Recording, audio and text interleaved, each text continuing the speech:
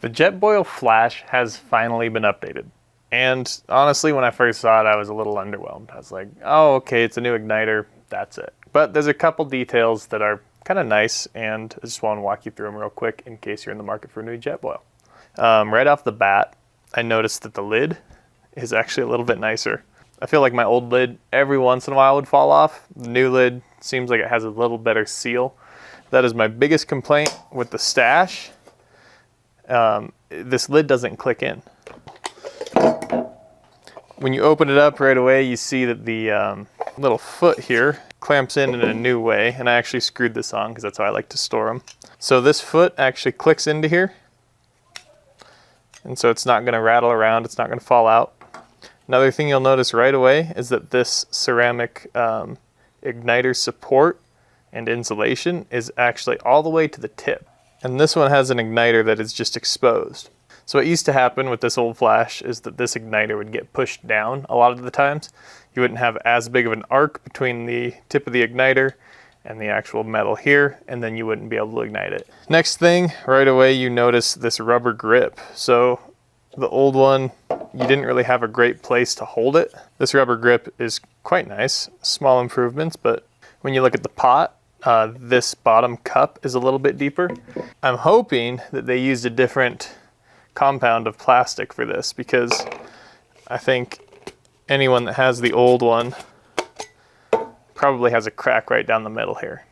So now we'll talk about what really is interesting about the new Flash. That is the igniter system. Let's see if it works. Basically what you do is you twist this and it clicks just like a old school stove or something. Seems to work just fine.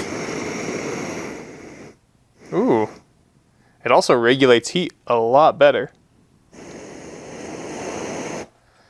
Whereas the old design, and the new one didn't seem to pop a bunch of butane everywhere, which I wonder if that's an improvement too.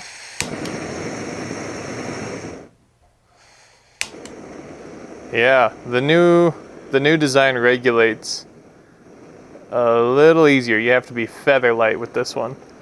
You have a lot more control over your flame height on the new one.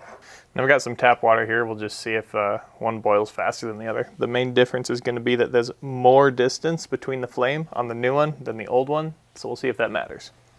Oh, before I get going, I'll see if I can show you guys, but they finally put some more measuring marks in the cup.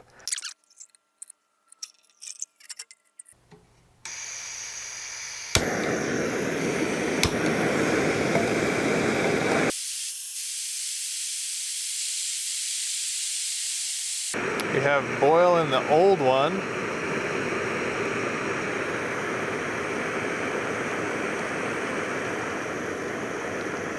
Turn that off. And there's the new one. About 10 seconds of difference. We are at like 6,000 feet elevation, so it took about 140 seconds for this one to start boiling, about 150 seconds for this one to start boiling. One thing I did notice after shooting this video is that the old Flash seems to have a higher maximum output. So it's got a larger flame just by a little bit, but it also boiled water a little bit quicker. However, the old one boiled water almost as quickly, and I believe it's burning less fuel. It also has smaller holes next to the heat exchanger fins there, so I assume that it's going to be a more efficient burn. Now, if you're looking at the Stash over the Flash, I would recommend the Flash, even though the Stash has a smaller pack size, and I think it's a little bit lighter weight. I just don't like using it as much, especially with that new igniter system that's hopefully going to last quite a bit longer than the old ones. Needing to bring a lighter with the Stash is kind of a bummer. So that's the new Flash. Not a whole lot of changes, but some small improvements that really refine the product. We do have it for sale at gearful.com, so check it out.